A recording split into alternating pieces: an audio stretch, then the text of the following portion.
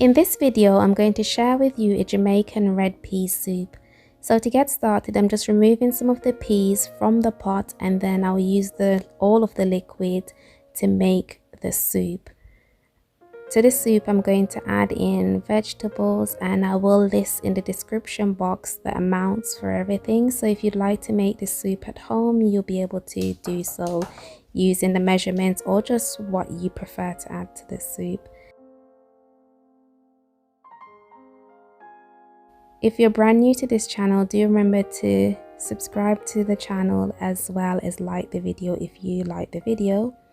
I'm cutting the potatoes into medium-sized pieces, but I also cut some into tiny pieces because they will cook quickly and they will mash out and help to thicken the soup.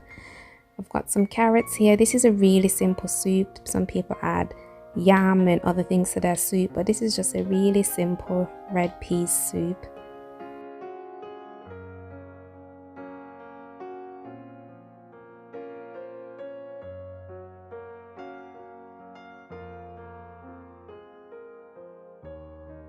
To season the soup, I've got some sprigs of thyme, garlic, stock and pimento berries, and I like to just crack a few of the berries just to get the flavors out and incorporate it into the soup. So I'm just going to throw everything into the pot and leave this to cook, well, to boil for a bit. And while the soup is boiling, I'm just going to go in. Oh, I added some salt as well, some salt here. Give that a nice mix, and then I'm just going to leave this to boil and get nicely incorporated. And now I am making dumplings to add to the soup. So to a bowl, I've just added some oat flour, cornmeal and cassava flour.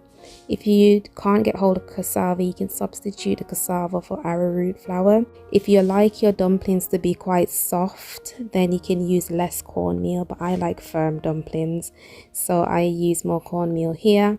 I'm going to give this all a good mix, and once everything is nicely combined, I'm going to make dumplings. I've shown you guys on this channel already how I make buckwheat dumplings, and it's just the same principle of just making it into a dough and then flattening it into disc or spinners and then forming the dumplings to add to the soup.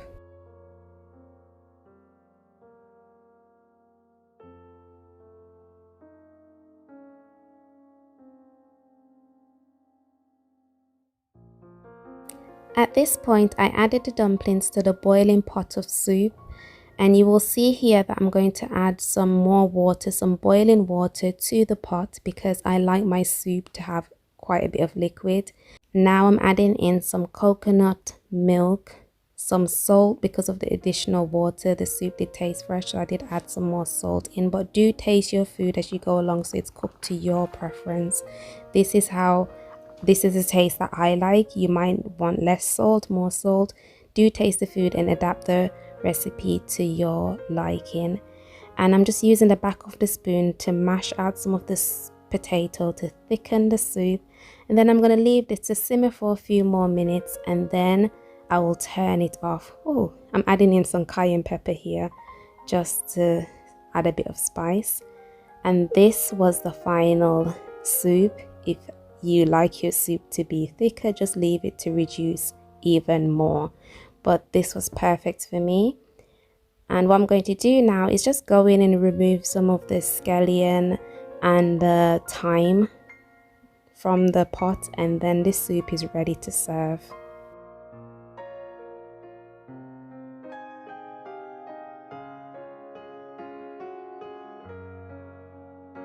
If you haven't subscribed yet and you did enjoy this video, please do subscribe and hit the like button.